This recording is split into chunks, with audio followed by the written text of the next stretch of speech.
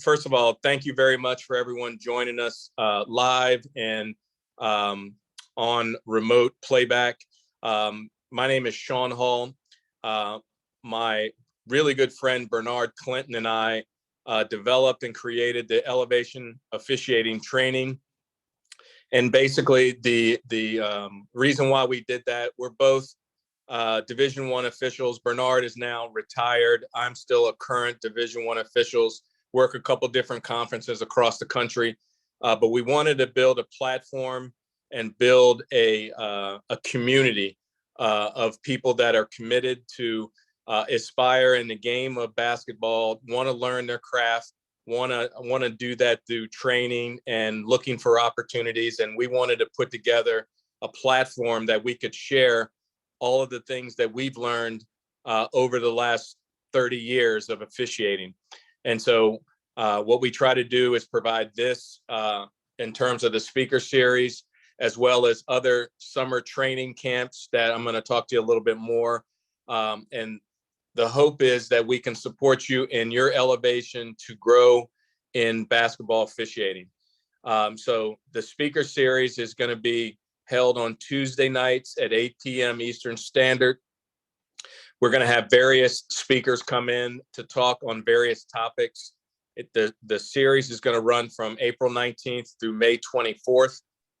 You only have to register once, and then that would allow you to participate at your own time, whether you wanted to do it live or do it on the replay, to be able to engage and listen to some of the information that our speakers are going to share with you. So some on-court officials, some people from the NBA, Division I, they're going to be sharing some insights and thoughts. And what our hope is that we can create an opportunity for you to get ready for that summer season, get ready for that camp season, and get your mindset ready, get your body ready, and hopefully you'll be able to perform at a high level. So wanted to talk to you a little bit first about our camp. The Mid-Atlantic Elevation Officiating Camp is going to be held at the University of Maryland. The University of Maryland's in College Park, Maryland. The games are going to be held in the Xfinity Center, which is a state-of-the-art arena. We're also going to be partnering with the University of Maryland basketball staff. They're bringing in area teams from the DMV right there in the DC area, as well as some area AAU teams. So the level of play is going to be very high. The opportunity to be able to put together your skill set to prepare you for the next level, whatever that is, if it's high school, if it's junior college, or it's Division I. We hope to put you in situations, give you some feedback. Everybody in the camp will receive a video from their games, and then also on-court evaluation, as well as some concepts held in the classroom. So the weekend that we're going to host this is June 10th through the 12th. And again, it's going to be at the University of Maryland. We'll be able to share some information at the end that you can find out if this fits into your schedule, something that you want to participate in. I've invited some of my friends that have done the Final Four this year, Sweet 16, Elite 8. They joined me in our efforts to share information back to officials to be able to pull people up while we move forward. So it's important for us to teach, important for us to share information. So with that said, tonight's speaker is David Zetts.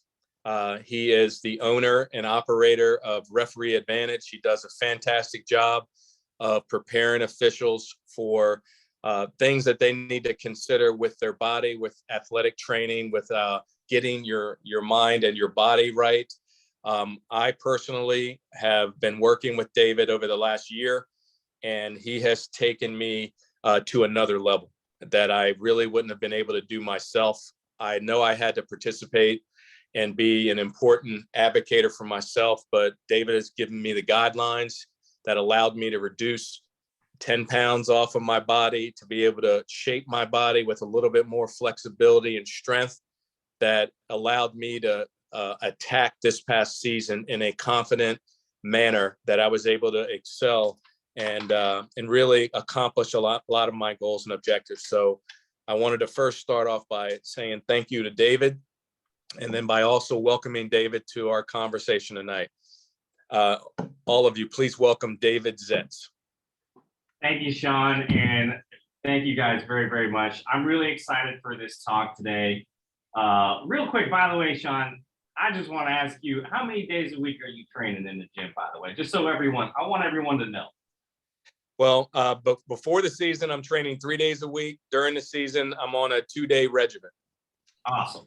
Excellent. All right. So that proves what we're going to teach today. All right. I want to, I want to tell you some stories today. I want to give you the science behind what we do. And I want to teach you how you can be implementing these things if changing your body is truly one of your biggest goals. So we're going to get down to the fundamentals. It's going to be a ton of fun. Sean is one example of someone who puts in the work.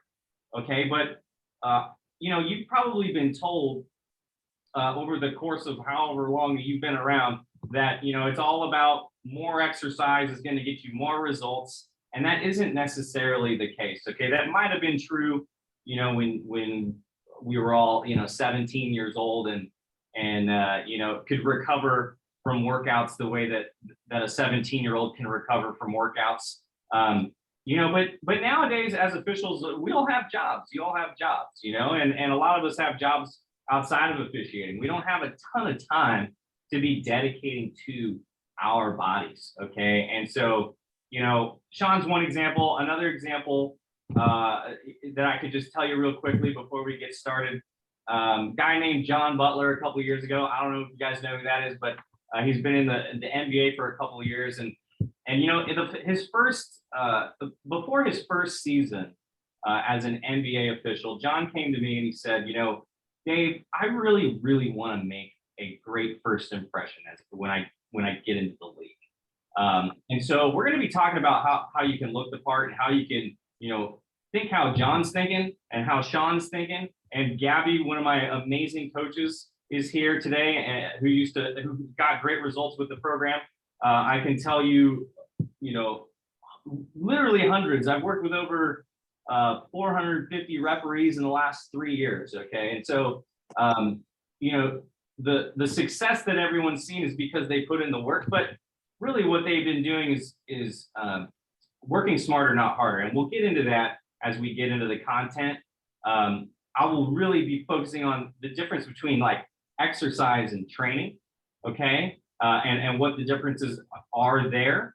And I really want you guys to take notes. We're going to be taking questions at the end if we have some time. So just a quick overview of what we're going to be tackling today. I'm going to jump up on the board in a second. But topic number one, okay, is how to noticeably transform your body like John Butler did, like Sean's doing. And the interesting about Sean, I got to just tell you, I got to put you on the spot again, Sean. The first topic is how to noticeably transform your body in 2 to 3 quick, efficient workouts per week. Okay. And I'm putting you on the spot, Sean, because when Sean came to me, he had a very interesting goal in mind. We're going to get into the goals and what you're looking to accomplish here, because really that's what matters most is what is it that you want?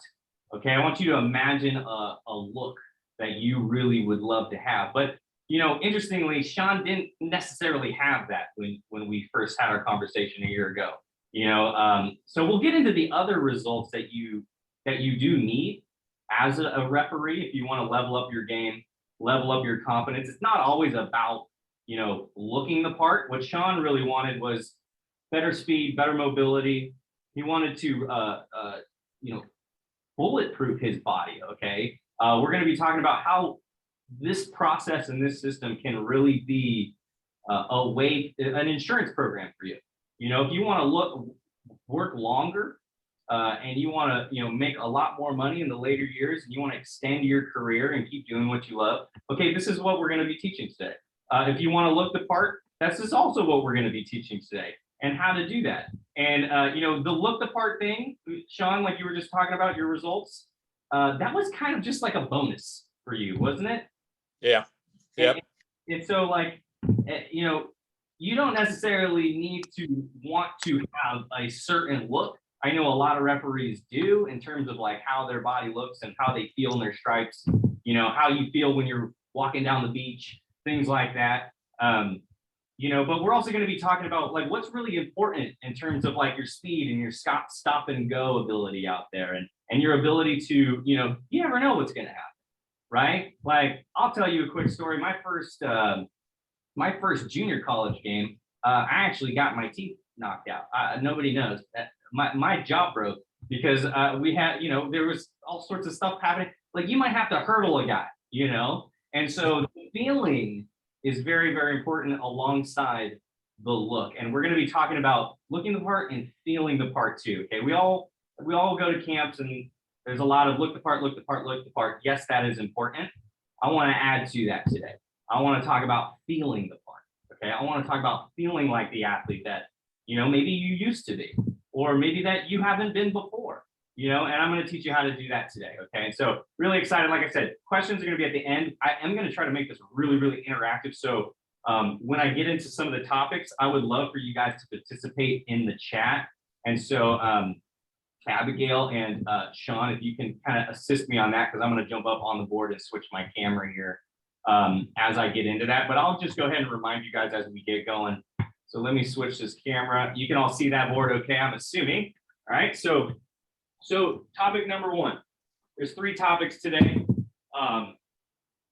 For topic number one, how to noticeably transform your body in 2 to 3 quick training sessions per week.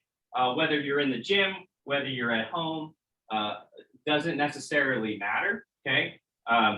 We're going to be teaching the fundamentals on that. Number 2, we're going to be teaching the 4 fundamentals to athletic training, okay, without feeling like you're going to puke, okay? I know a lot of people think like there's a whole crowd out there that's what I call the go till you can't crowd, okay? And that's not what we're going to be teaching today. That's a really sure way to hurt yourself and burn yourself out as well, okay? Because you know as well as I do, consistency is key, okay? And if you start a program, you know, most people fall off their training plan or their exercise routine, not because they got the result or whatever, you know, like they fall off because it gets too hard for their daily lives and schedules. And so really what I'm looking to get out of you guys today is how you can dedicate 2 or 3 hours to training, not necessarily exercise. Okay, we'll talk about that too, and what you can kind of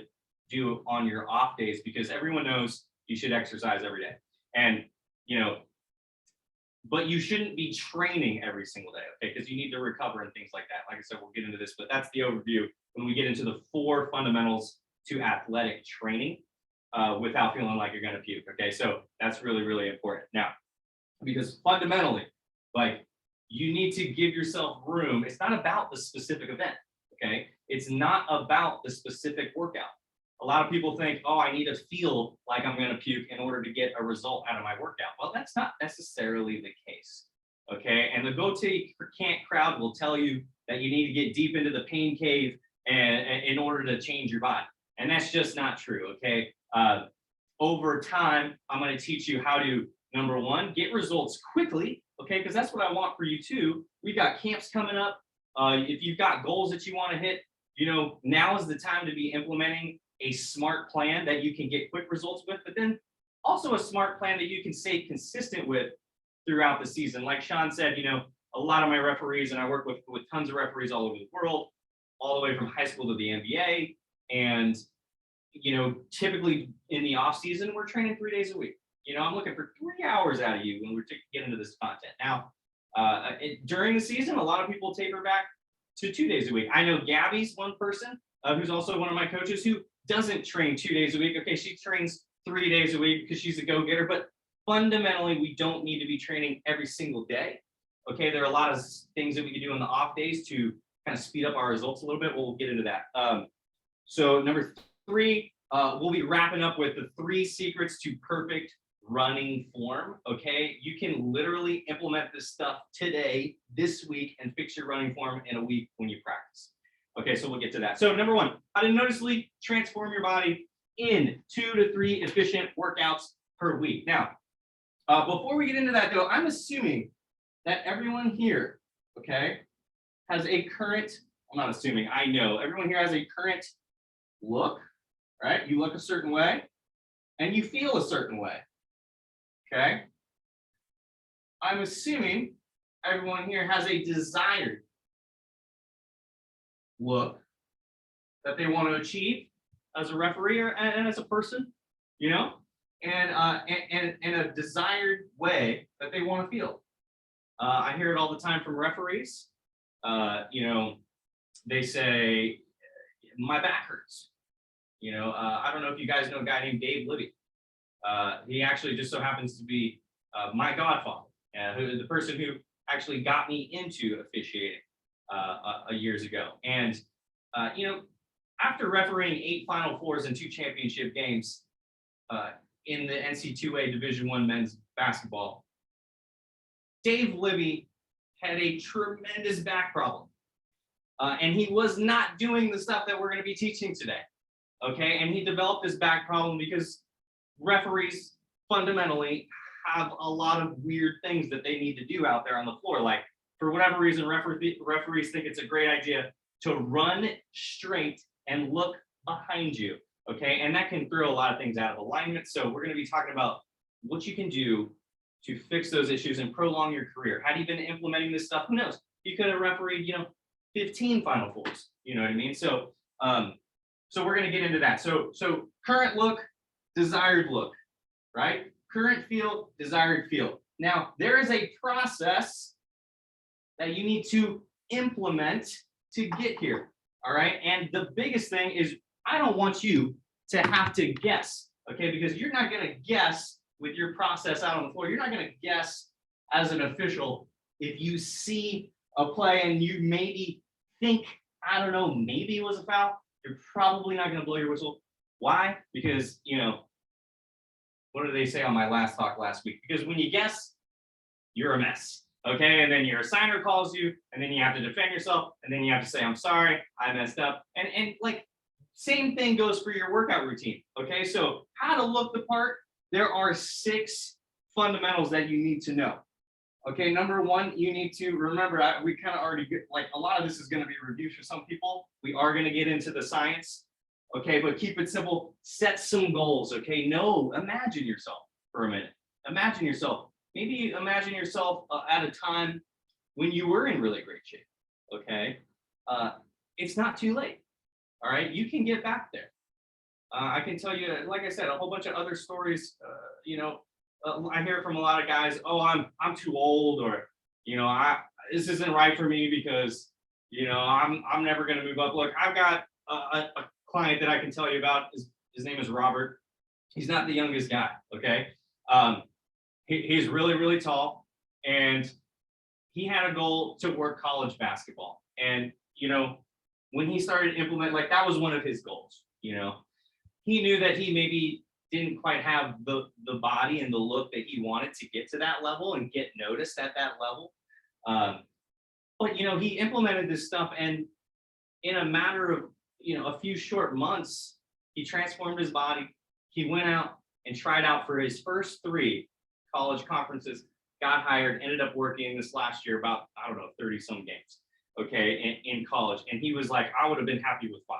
Okay, so it's not too late for you. If you're one of those people who thinks it's too late, it's not too late. All right. I'm going to teach you how to do this. So have some goals. You know, if you don't set goals, there's nothing we can do. You know, this is number 1. So set goals. Number 2, have a plan. Remember that process, right? If you don't have a plan, you're just guessing. Okay. If you go into the gym and you don't have a plan, you maybe have an idea, but you don't have a plan, like, written down of, like, what to do, like, hey, do this, then you're just guessing. Okay. And that's one of the fundamental differences between training and exercise.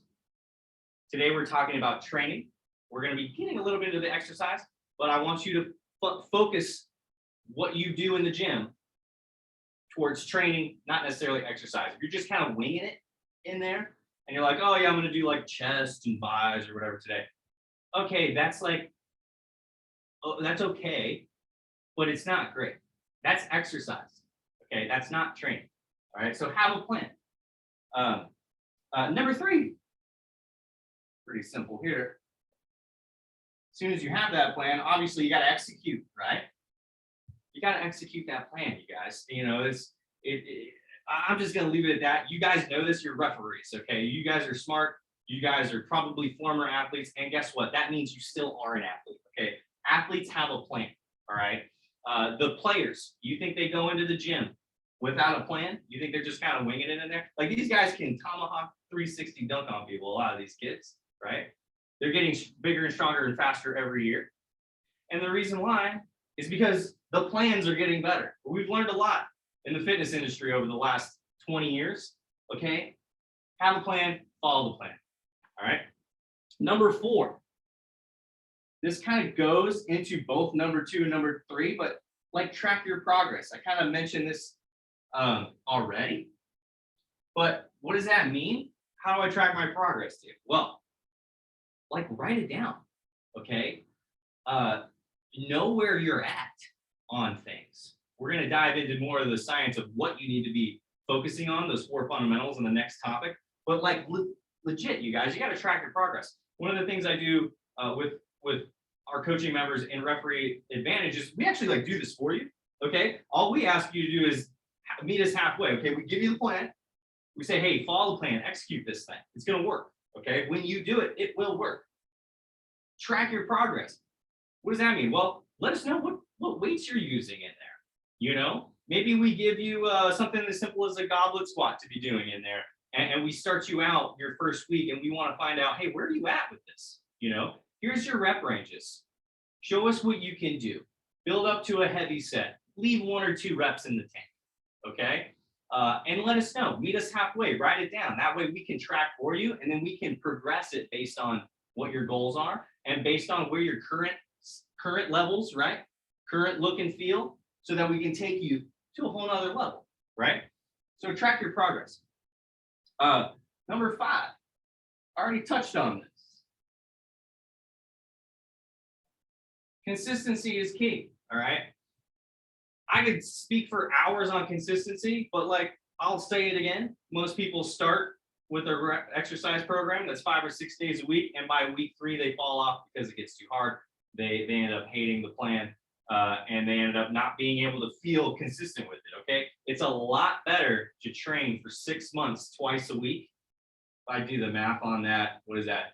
That's 8 sessions a month times 6. That's 48 training sessions in 6 months, rather than 3 weeks of 5 workouts. That ends up being, what is that, 5 times, you guys can do the math. I'm not, okay, I'm a trainer, I'm not a mathematician, but either way. So consistency is key, okay? We want to get you quick results in the short term, but we want to make you sustain that in the long term. Okay, and then number 6, like, for real, guys, as referees, you guys know this, all right? I haven't met a single referee in my entire life who doesn't have a mentor, who don't have coaches, okay? Think about those athletes, right? How many trainers and coaches they have access to. As referees, we don't necessarily have that luxury. And I will tell you right now, it's one of the biggest reasons why I started Referee Advantage, okay? Nobody cares about referees except for other referees, okay? So, get help. Ask some people who want to help you, who can help you. Implement something as simple as this so that you can start looking the way you want to look and feeling the way you want to feel. Okay, so that's big overview stuff, you guys. And we're gonna start getting a little interactive on this next topic, because the next topic is the 4. I'm gonna go ahead and erase this here, just so you guys have a little more space. But there are 4 training fundamentals. Okay. Oh boy. You guys know what I said. Fundamentals, period. Okay. So what are they? Now, if you guys can write this in the chat, I'm telling you, there's 4 of them, right? So 1, 2, 3, and 4. Now, if you guys want to go ahead and put that in the chat, see what I'm going to put 1 up there for you. Okay. Number 1 is mobility. All right. Number 2 is, come on, where are we at in the chat? Give me some guesses here. What might number 2 be? Anybody? Ooh, motivation, someone said. Will. That's not what I'm looking for, Will, but I like that. What else we got here? Oh, flexibility. That goes right here into mobility. All right. So in terms of your mobility, I put this as number 1. Go ahead and keep putting what you think the other 3 are as I keep going, and I'll glance over. But when you go into the gym, all right, you have a plan. Your plan number 1 is you should start like moving your joints, all right? And you should have a plan for that so that you can increase your mobility. One of the things I do with my coaching members is, you and I sit down and I have you rate these 4 things, okay? I say, hey, how's your mobility? A lot of times it's not as good as it should be, right? Well, why is that? Well, because you're not implementing a plan that's going to help your mobility. Okay, so your mobility, what else we got over there? Oh, somebody put strength. Yes, strength. That's going to be number 3. Keep guessing, guys. I like this interaction here. You guys are doing great. Strength. All right, we want to level that up. I'm going to be talking about the time here. Ooh, confidence. Will, you are putting in some great answers that aren't the fundamentals. Okay, increasing all these things can definitely improve your confidence, right? And as officials, we all need to be confident out there. And a lot of times what I hear from my clients is, when they improve these things, like Sean, Sean improves these things, all of a sudden he starts looking a lot better because the benefits come from the inside out. All right. Ooh, recovery. That's a bonus. Somebody wrote recovery. And we're gonna talk about that. So thank you, Rob. Balance. I like it, Scott. Not the one I'm looking for, but balance is a part of your training plan as a referee because when you implement your strength training part, you should be training on 2 legs and 1 leg. Okay, I bet you your next game fee that when you run, all right, you don't have 2 feet on the ground ever. Okay, you're always on 1 foot when you're running. Okay, so strength. Anyone? What do we got here? Mobility, strength. We got balance. That's definitely part of it, but that's not what I'm looking for. Recovery. Okay. Speed. Somebody put speed. Yes. As referees, do we need to be fast? Yes. All right. Now, when you get into the gym, this should take you about 5-10 minutes. You get in there, you foam roll, you work on your mobility. When it comes to your speed, this should also be about 5 to 10 minutes. Okay, but we don't want to gas you for what would arguably, and in my opinion, is the most important part of your training, which is strength. Some of you might be going, wait, what? Why is it strength? Okay, well, for one, it takes a little bit longer, okay, 35 to 40 minutes to strength train, right? So you get into the gym, you foam roll, you get loose, right? You speed training. What is that? Well, that could be something as quick as sprints, box jumps, kettlebell swings, things that are ballistic movements, okay? This is where you implement your balance training. So whoever said balance, you're absolutely right, okay? We implement things like single leg jumps, okay? Hurdle hops, things like that, where you are actually training your nervous system more than you're training your muscles, okay? So when you do it in this order, everything flows really, really nicely, okay? Now, remember, you do need to be tracking your progress on this and training in what we call, when we do strength training, we train in phases. Okay. So when you train in phases, okay, that will allow you to break through plateaus. Because a lot of people, when they get frustrated with their progress, they hit a plateau. Okay. They don't change the next phase to get them through that plateau. Okay, so strength train in phases, that typically runs about 3 to 4 weeks each phase. All right, that's how we do it. And that's how all athletes fundamentally train. Okay, and it depends on like off season, in season. Okay, your phases are going to change.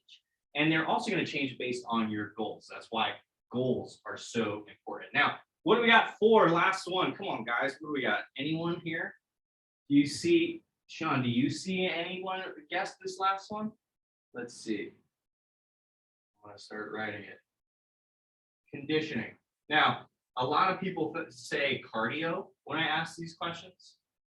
Now, as referees, your training should be specific to your goals, should be specific to bringing up your weaknesses first, okay?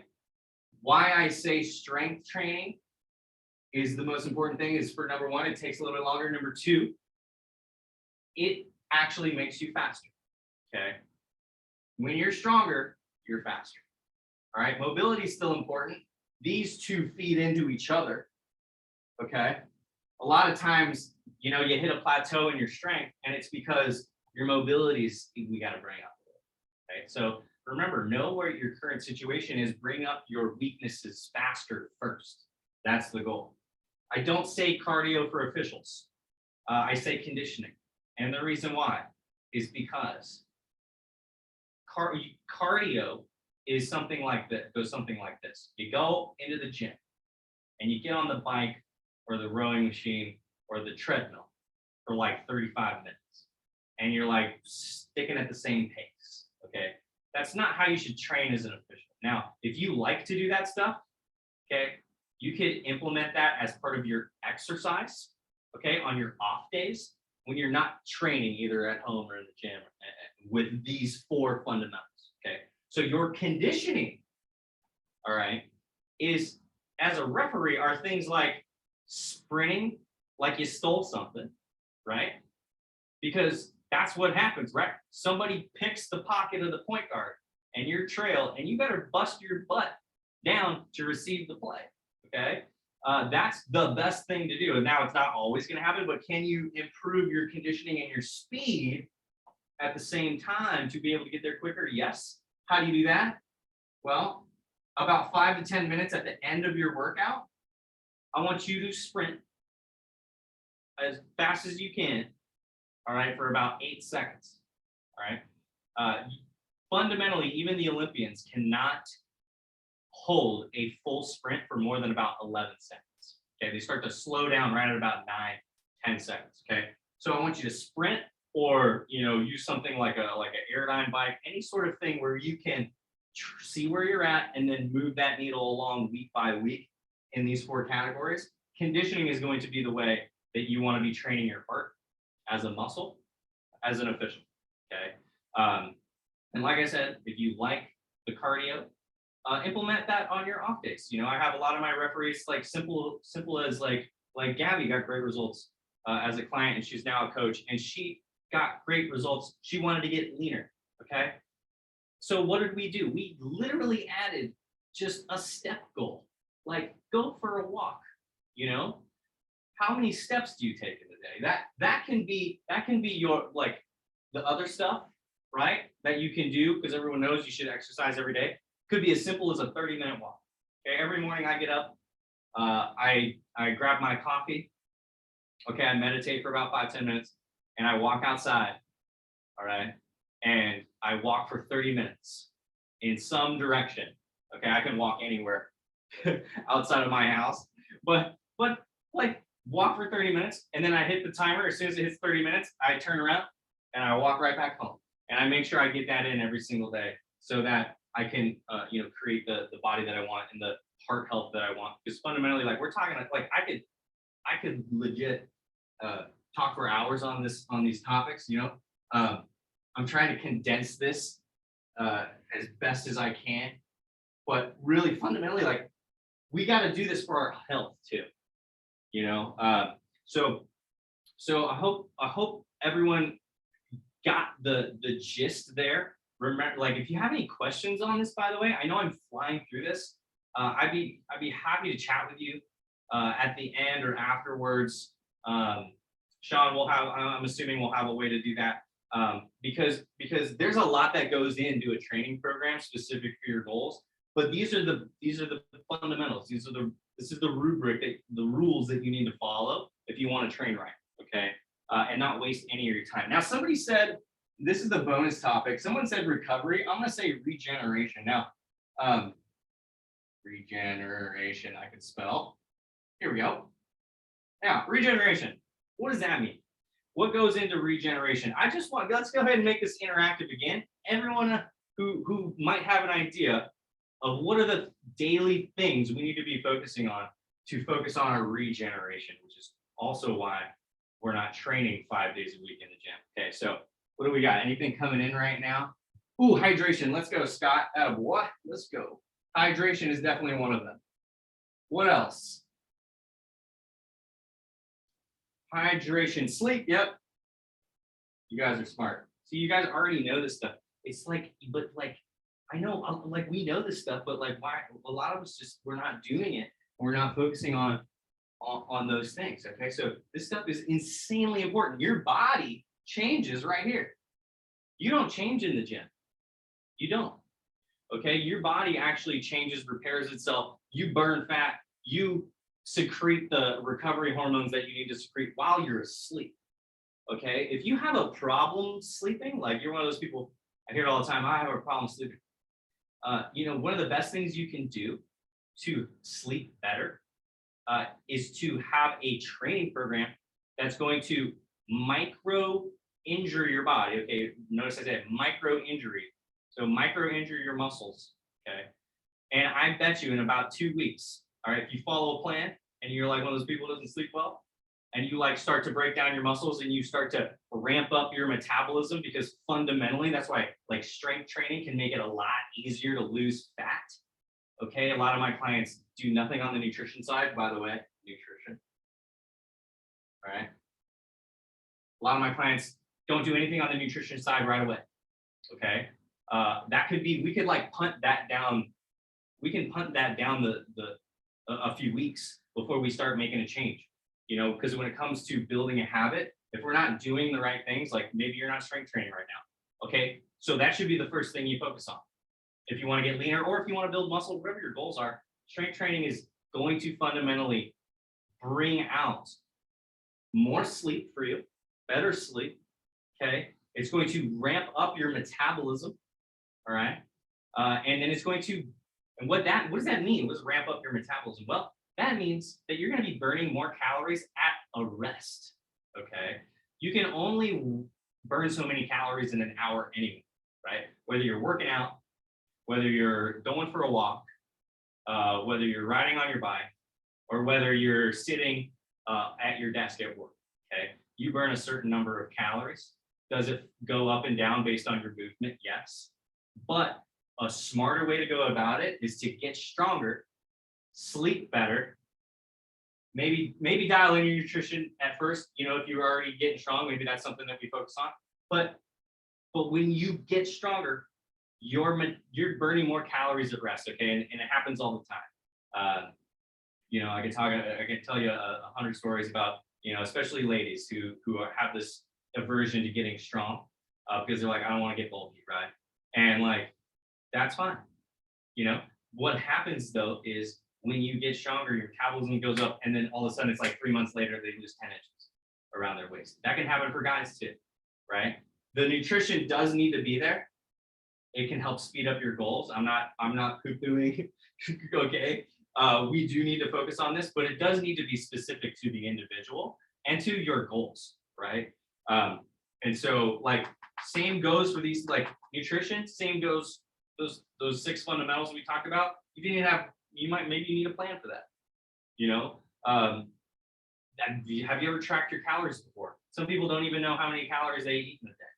I'm not saying you have to do that forever, but simply tracking your calories for 2 or 3 weeks can allow you to realize and make top of mind the things that you're putting in your body that maybe aren't the best for your heart, maybe aren't the best for, what you're trying to accomplish as an official, because fundamentally your confidence is going to go through the roof. Okay. And I know like Sean and I were talking last week before we got on this week.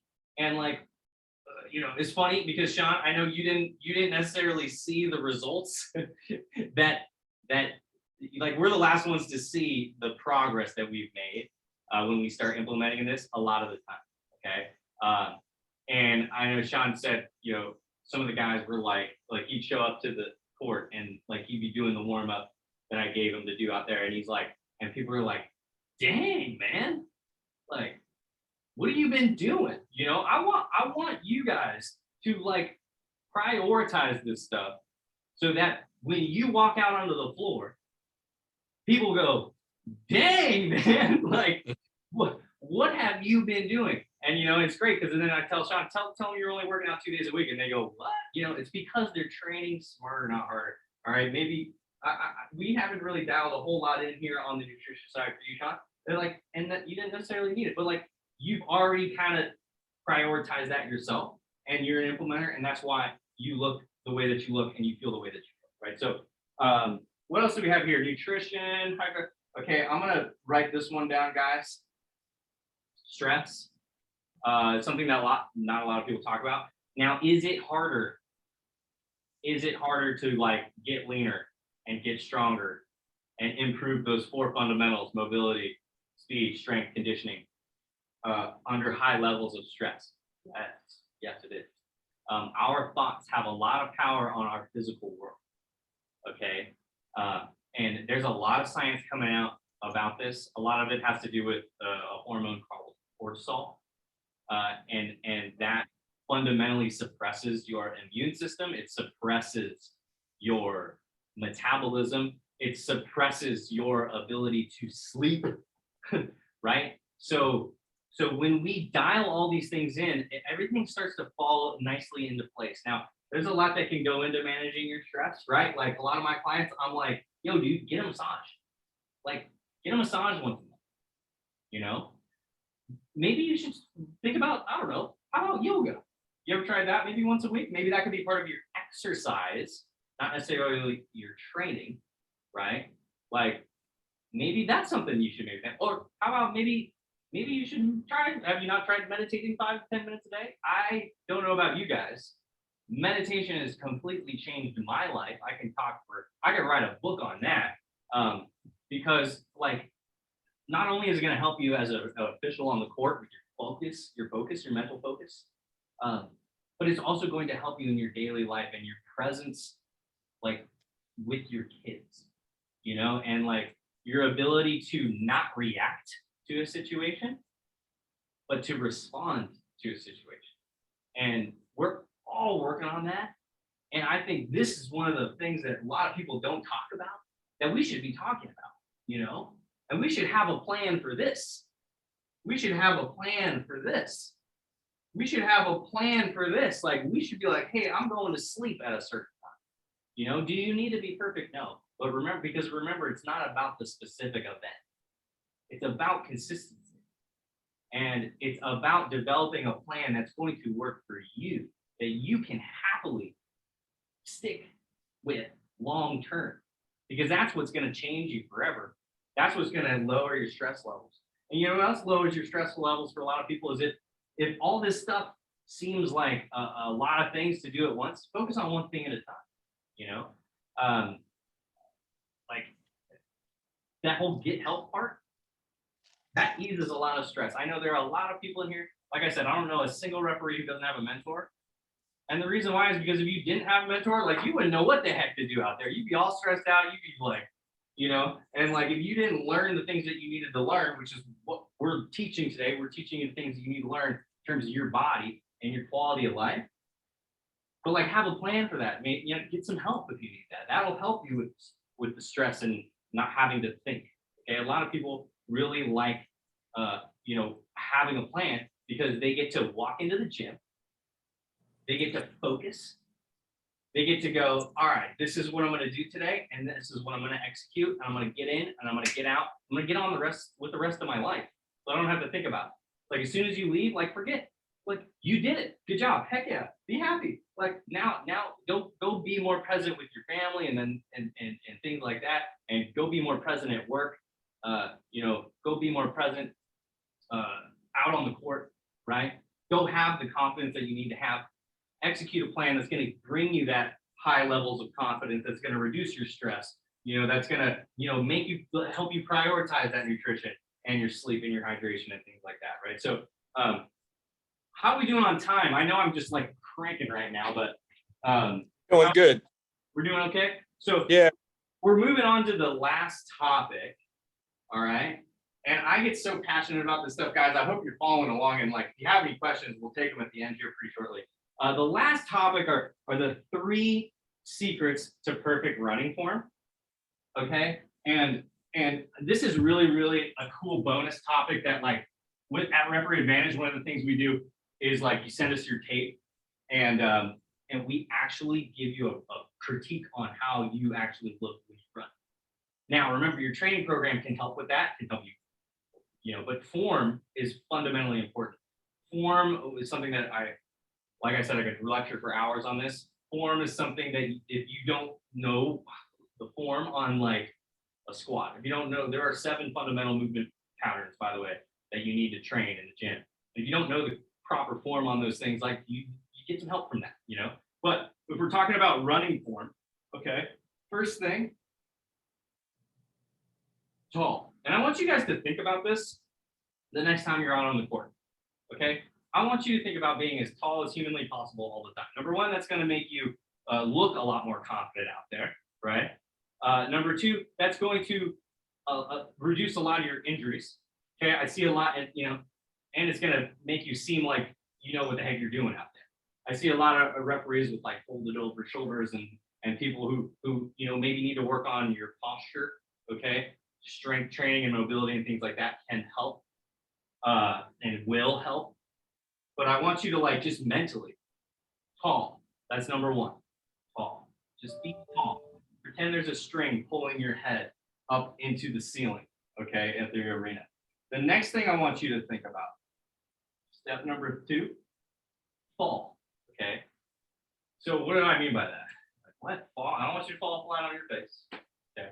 I want you to be tall, and then I want you to fall forward from your ankles. Okay. So if I fall forward, if everyone stood up right now, and you can if you want, you can totally do this if you want, by the way. You fall forward, you're gonna have to take a step, right? All running is being able to move your feet fast enough to fall forward faster than the next guy. Okay. Probably like, what? I see a lot of weird running form out there. I see a lot of people reaching out there with their heel and like what we call a heel strike, right? And so they're actually hitting the ground in front of them, and they look like they're kind of like, it's like their hips are in front of their shoulders. Okay, shouldn't be happening. I want you to feel, and it might feel weird at first, okay, but with practice and consistency, you can change your run pretty quickly, and I've seen it happen a lot. Okay, so I want you to feel like you're falling forward, and I want you to catch yourself with your foot right under your hip. Okay, you should never hit with your heel, especially when you're in a full sprint. You should always be falling forward with like you picture the road runner, how he's got like wheels like this. You should always be catching your foot right underneath your hip. Okay, and then the third key is pull. Okay, now thinking about pulling your heel up into your butt is going to fix your heel strike problem if that's what you have. A lot of people don't realize that they strike their heel first. But when you think about pulling your heel up into your butt, that's going to create a nice circular motion that your feet are doing like this, rather than, I see a lot of officials, like if you can't see my feet right now, but like imagine my arms are my feet. Okay, if you were running like with your feet like kind of shuffling close to the ground, okay, that looks really, really funny. I don't want you guys to look funny. I want all my referees and everyone on this call to look like they know how to freaking run. You know what I mean? Like, I want you guys to have great form with your running, and I want you to focus on these. So write these down. Tall, fall, pull. Next time you're out there, you might surprise yourself. You might be like, whoa, what? So, but like work on it, get some feedback, maybe send us some tape if you'd like to do that, and we can help you out.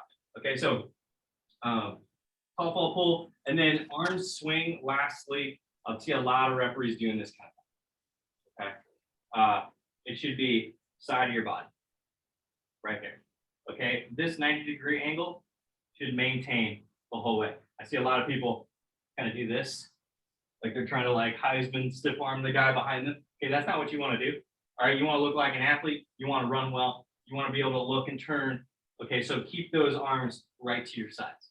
All right, and so those are the secrets of perfect running. I mean, you guys can legit go out and like fix this next week, so long as you stay consistent and practice. Maybe you practice. Hey, maybe you implement that as part of your conditioning program. Maybe you do that as your last thing after you get mobile, work on your speed, get strong, and then once you do your conditioning, maybe you're doing some sprints for about 5 rounds. You're resting because that's what you do as an official, right? You sprint, you rest, you walk, you get into a light jog sometimes. But you should be really working on that sprinting running form because that's fundamentally what's going to get you in a position. That's what people are going to see. That's what like the evaluator is going to go, dang, you see that guy? Right? Jenna Schroeder made ESPN, by the way. Jenna Schroeder, the NBA referee, made ESPN because she runs like this. Okay? So that, I think that concludes it, Sean. And so thank you guys. I know that was like a ton of information. A lot of it you probably know. A lot of it you probably are like, what? So I want you to just, reach out to me if you have any questions.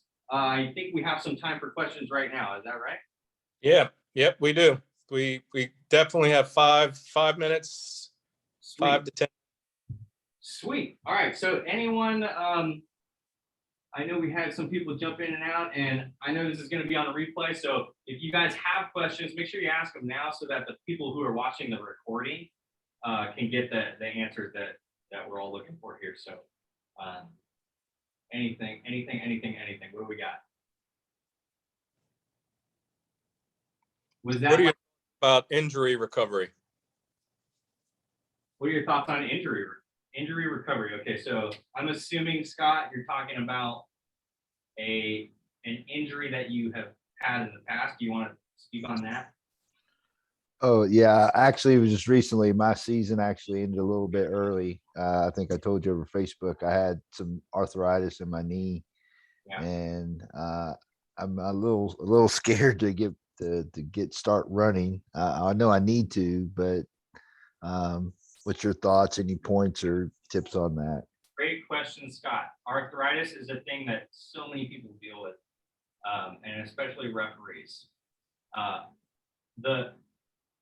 The diagnosis as far as the treatment, if diagnosis is arthritis, the treatment typically for arthritis are the things that we already talked about today. Okay. So it's funny because a lot of times we get these questions and it ends up being the same fundamentals. Okay. So with arthritis, what do we want to do to limit your pain or maybe even get rid of your pain? Okay, I've fixed a lot of knees, I've fixed a lot of hips, a lot of low backs, and it goes back to the same fundamentals.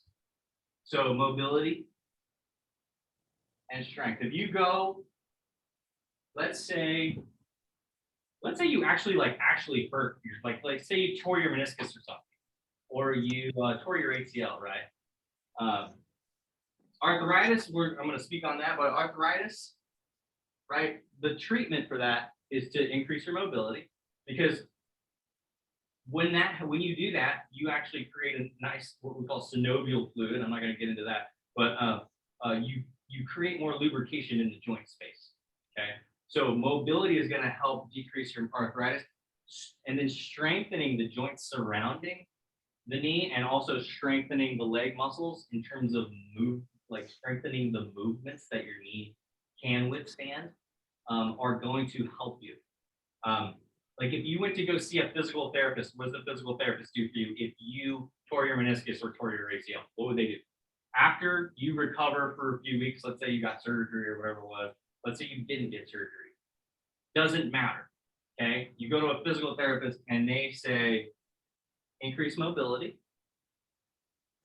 and increase strength. When that happens, okay, and I can draw this graph for you. I think we talked about this last year too, so I'm glad you said it. When that happens, pain goes down. So you've got this, we call this the pain strength curve, okay? So if we got pain, this is pain, and this is strength, okay? When you have a low level of strength, like you hurt yourself, right? You're weaker when you're in pain, you don't have the strength. So let's say your pain is up here when you're here, okay? You increase, the pain strength curve goes like this, okay? As you increase your strength, your pain goes down as a result.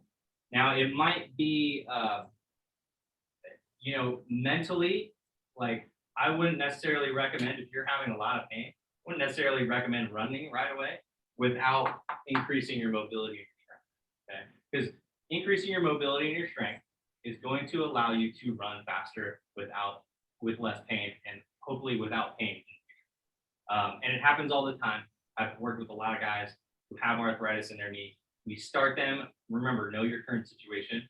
If you only have a certain range of motion that you can work in that range of motion.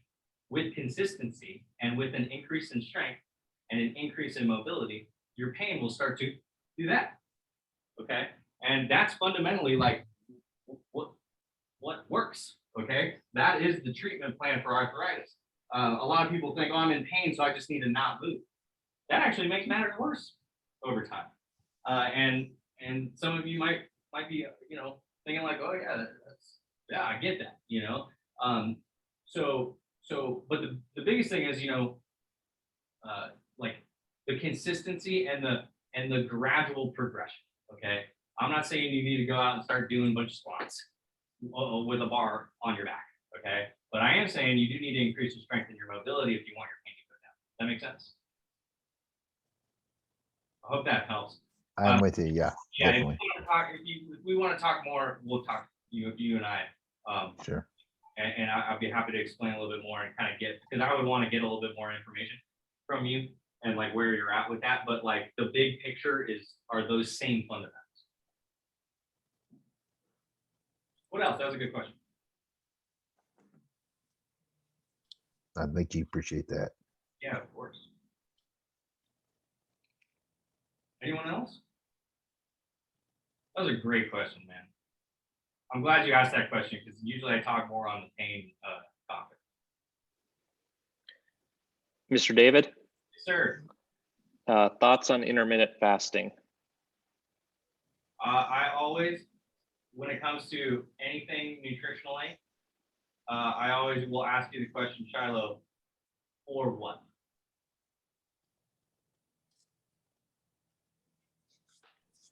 Sorry about that. Weight loss? Okay, weight loss. So yeah, remember, know your goals, right? So if someone has a question about that, I'm always going to say, well, what are your goals, right? So for what? So your goal is to get leaner? Correct. All right, so intermittent fasting, can it work? I think there's a lot of hype behind it. That is kind of like how do I put this? It's marketing. Okay. Intermittent fasting, people have been doing intermittent fasting for years. In the last 5 to 10 years, there's been all this craze about intermittent fasting. That's basically a fancy word for skipping meals, okay? Or skipping breakfast, okay? So like legit, what you should be focusing on first is this big umbrella. When it comes to, if we're gonna talk nutrition, there's a big umbrella here, okay? People talk about, right, calories, right? Calories in, calories out. Now, that's not always fundamentally the case. Remember, when you get strong, sometimes there's everyone knows, or we've all been told, it's eat less, move more. That's how you lose weight. Well, not necessary, okay? Depends on you as an individual, depends on, genetics too. Depends on also your ability to know everything else that goes into it, right? So like if you're not on a training program and you're not getting strong, that's probably one of the first things we do for you if you're not doing that, to make it a lot easier to burn calories. Remember, like I was saying before. So like intermittent fasting can work because what it does normally is it decreases your daily caloric intake, right? So like people get great, and like I could talk on, did that answer your question? So like you got calories and then people talk about macros all the time, right? Right, until you've nailed your calories, and until you know how many calories you're eating in the day, that's where we should start with you, right? Like I said earlier, you may want to think about like just doing it for a week or two, just to kind of see where you're at. Because if we don't know this, then we're just guessing, right? we don't know how many calories you're eating generically on average over the course of 3 weeks, right? Then how do we know, what to change, right? How do we, you know what I mean? Does that make sense? Intermittent fasting is, I'm not bashing it. I don't eat breakfast, okay? I typically don't. Sometimes I do, but I typically don't. So based on your goals, you should know first, like, how many calories you're eating.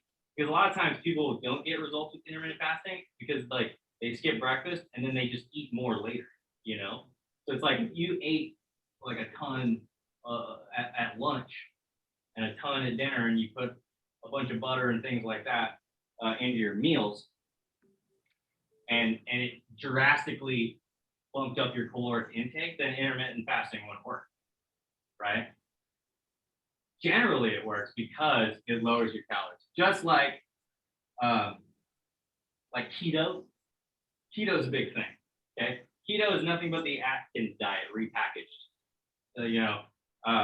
The fitness industry is a really big industry, and there's a lot of confusion out there. And the reason why is because everyone's trying to sell their thing, and they give it a fancy name and they call it intermittent fasting, or they call it the keto diet, which is just getting rid of carbs altogether. If you get rid of a macronutrient, right? So we're talking about macros. What are the macros? Do you guys know?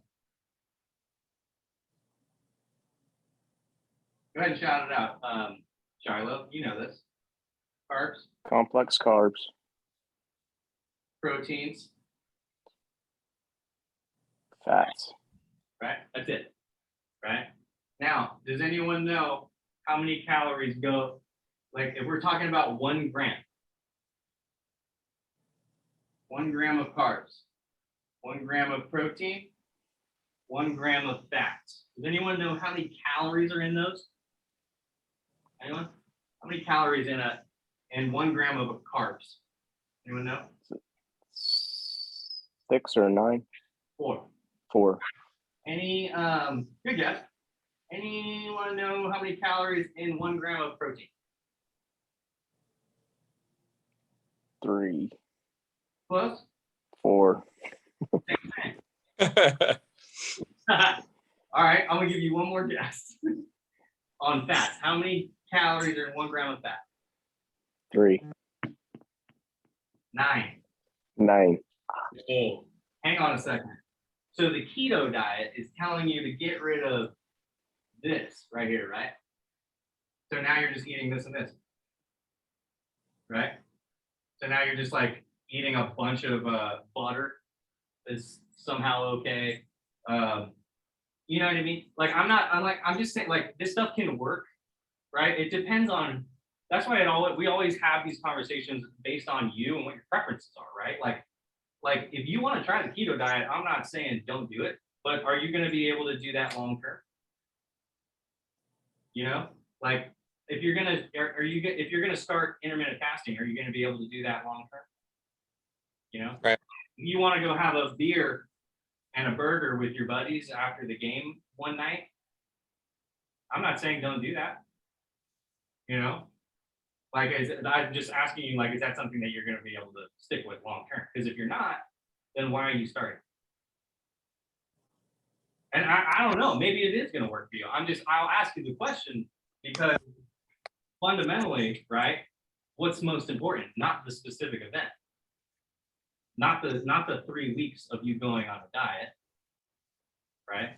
What matters most is your long-term consistency.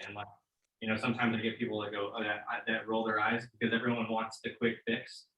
I want you to get the quick fix. I do. But I also want you to be able to create the body you want and then keep it that way. Because what happens if you start the keto diet, right? And let's say you lose 10 pounds in 30 days, which can happen. One of the reasons why that happens, though, is your muscles actually store these right here, carbs. Your muscles store carbs inside of them, okay? So when you get rid of all your carbs, a lot of your weight loss isn't fat. A lot of your weight loss is your depletion of your carbohydrates. And then people get sick, a lot of times when they do that. I don't know if you guys have heard, but that's like a real thing that people like. Yeah, but you know what it's called? I forget what it's called. They call it. Anyway, it's literally a sickness. Like you get sick because you go on keto and like your body's like, where did the carbs go? Carbs are your fun. Carbs are not the enemy. You know, a lollipop and ice cream are going to be different than like rice and sweet potatoes. You guys know that, right? So like that's why we always talk about like 80-20 rule when it comes to nutrition, right?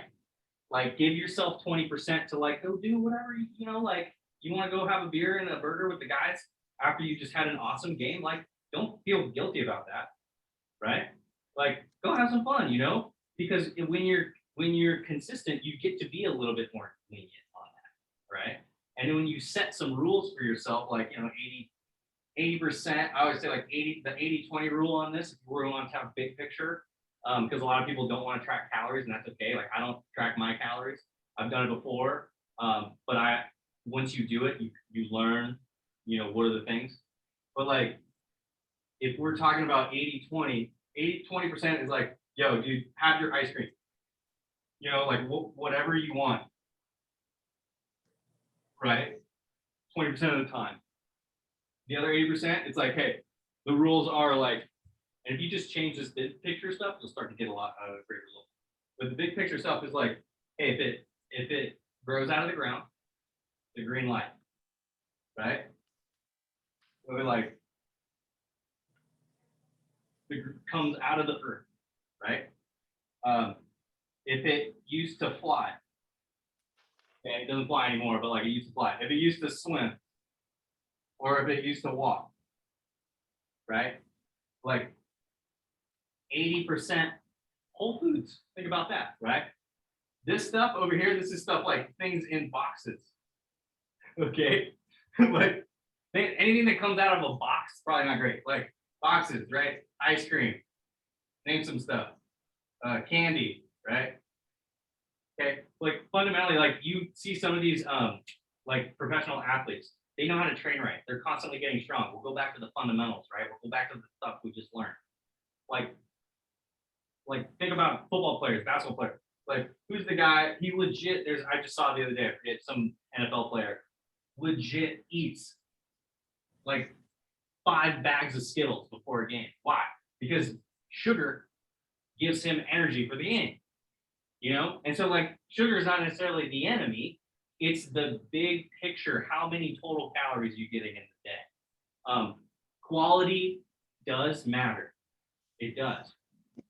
But a lot of times people get fixated on like the one little change. I know that I'm like, this is a roundabout way for me answering your question, but I go down these rabbit holes all the time because I think it's fun. And I want you to come up with a plan that's going to be best for you, you know? Like if your wife cooks amazing food, I'm not saying you should stop eating your wife's food, you know? Like it's okay to eat bread and butter every now and again if that's what you like. If you don't like it, then fine, that's fine too. You know, so that's why like these conversations are really, really valuable.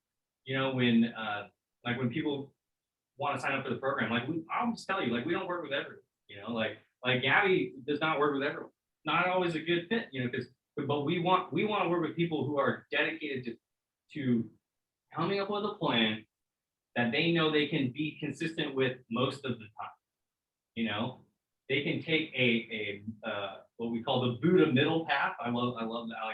Like since I like meditation and stuff like that. Like if you have a choice between going on a diet for 30 days to lose weight, or you know, doing the opposite, which is like, you know, stress eating, take the middle road. Don't do either of those. Don't go on the diet, because if you've gone on a diet before, you know as well as I do what happens when you go off the diet. Anyone want to answer that one? Crash. You crash. What else happens? You gain the weight back that you just lost. And so what was the point of that last 30 days? What we call in this industry yo-yo dieting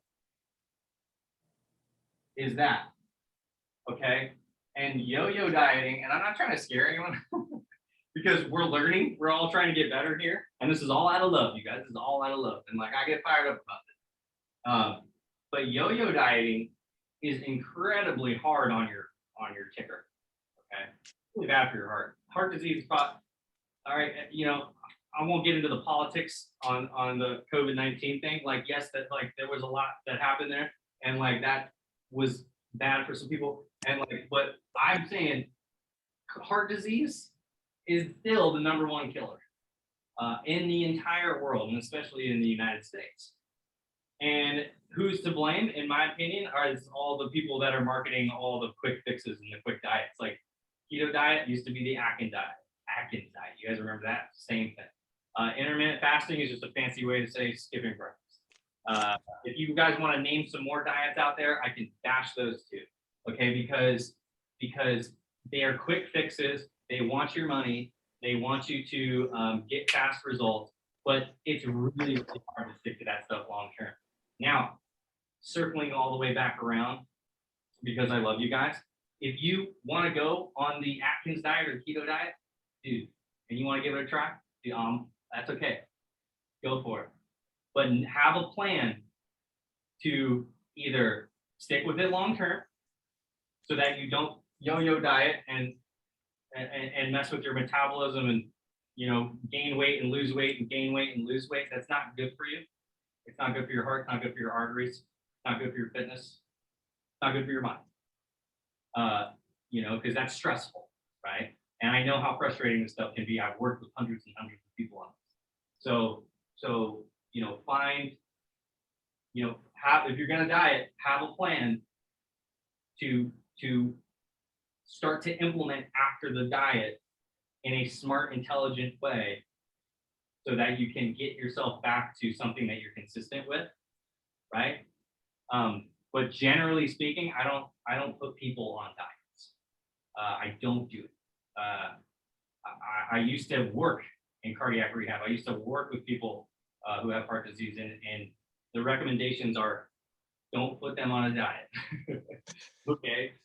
My father, he's 76 years old, just turned 76. He had a quadruple bypass surgery when he was 55. A quadruple bypass surgery is open heart surgery where they saw your chest open and then they take veins out of your leg and they bypass the blockages in your arteries. Now, he grew up not learning this stuff, not knowing this stuff. It's one of the things that got me so interested in helping people get healthier and develop long-term consistent plans. They're gonna keep them on track and prolong their lives and do all these things. Okay, he's 76 now. It's been hard. It wasn't easy, right? That was 21 years ago, but he's still ticking, you know. And most of the time, it's like, you know, you don't last that long after that, you know. And so I'm proud of him because he's implemented a plan that is what he can stick with consistently. He does the 80-20 rule. He doesn't go on diets, you know. He's not perfect, you know. He'll gain some weight and lose some weight and things like that over the course of the years and things like that. But that's natural. Okay, that's okay. What isn't okay, in my opinion, is losing 30 pounds in 30 days and then going, all right, I did it, hooray, and then going right back to what you were doing before that, you know, and then gaining it all back plus another 5 pounds. That's usually what happens when people do the yo-yo dieting thing. Is they lose a bunch of weight and then in 30 days or whatever, and then the next 30 days they gain it all back plus another 2, plus another 3, you know. And that's so. Yeah. So Dave, if someone is interested in looking at what the next steps would be, how would they work with you? What would be the next steps if they wanted to, you know, maybe get an evaluation or just talk through something with you, you know, trying to build a plan or just trying to identify where they are? Yeah. So intro call. Okay, you guys. This is where we schedule a call. Okay. I know Gabby has a few spots open right now too. I'm almost just about filled up. Okay, you guys, I have 2 spots left. So you schedule an intro call with myself, with Gabby, or one of our team members who can ask you the questions and get to know your situation and your history and your goals and things like that. That's number 1. Not everyone's a good fit, and that's okay. At the very least, we'll point you in the right direction.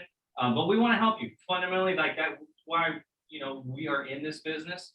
That's why Gabby joined the team, is she experienced great results. And now, and you can schedule a call with her or myself or one of my team members, and we just start answering some questions, and get to know your situation a little bit better. If you're going to come do this, come with an open mind, come ready to learn. And so that's number one, come to an intro call. And then from there, we can talk about, time frames. A lot of us set time frames on the goals. So we can talk about time frames of what you want to sign up with. We can give you clear expectations on what to expect. We can talk about your training frequency and things like that, so that we can create that plan. So really intro call, and then we build the plan with you on the phone. If we feel like it's a good fit, and then it's just implement. You do get a lot of support when you work with myself or one of my coaches. So if you're interested in that, I would recommend texting. Should we put the number up there? Do you guys maybe for every... Yeah, why don't we do that? So the number is 619 436 1770. Okay, that's our Referee Advantage team number. Okay, that's if you call that number, nobody's gonna pick up. It's text message only. Okay, we'll ask you a couple of questions so that we could get you in for this intro call. Call is free. There's no pressure to sign up.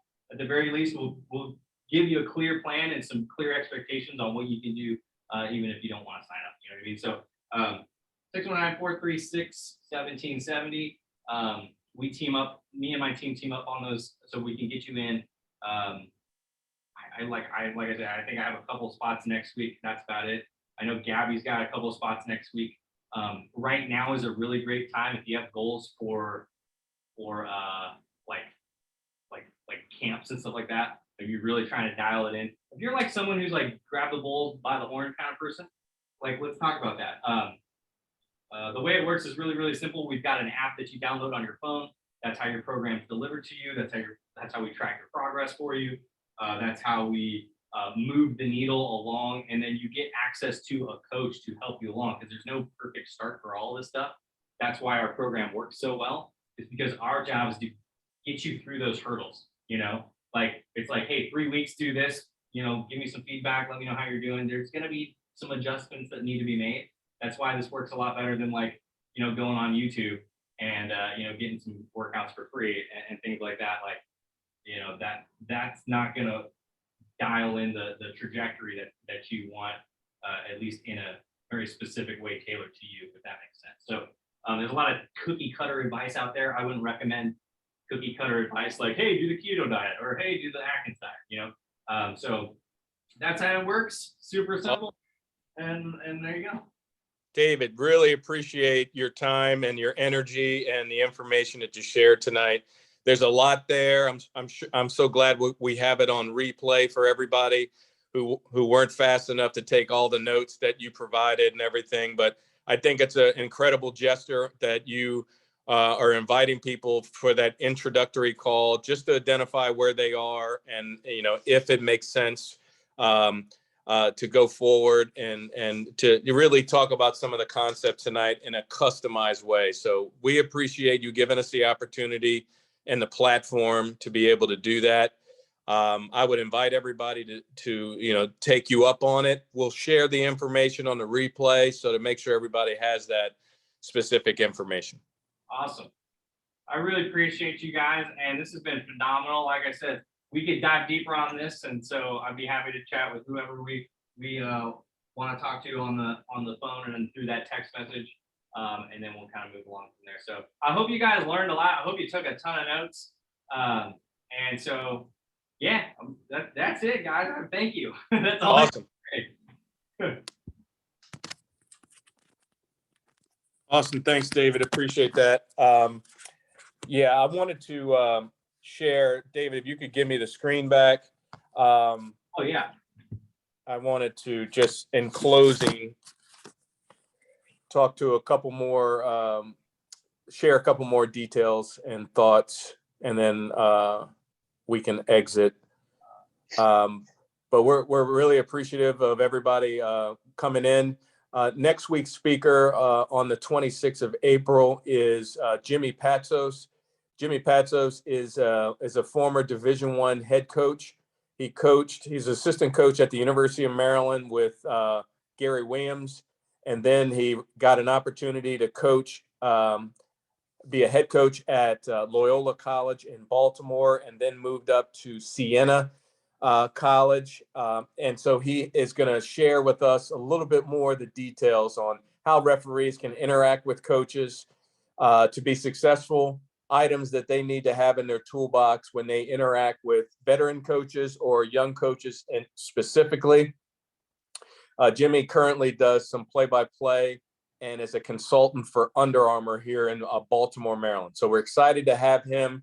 We'll continue to share the information on our Instagram and Facebook, and look forward to seeing you guys next week. Again, this is Sean Hall with the Elevation Officials Training. We greatly appreciate you tuning in tonight or watching the replay. You can stay connected with us on Facebook, YouTube, and various other social media interactions. We also have a mailing list that we can keep you on and secure and deliver information to you at that point. But just wanted to say good night, and thank you again, David Zetts from Referee Advantage. We greatly appreciate the partnership, and we hope to see everyone again next week. Looking forward to seeing you very soon. Thank you, folks. Good night, everybody.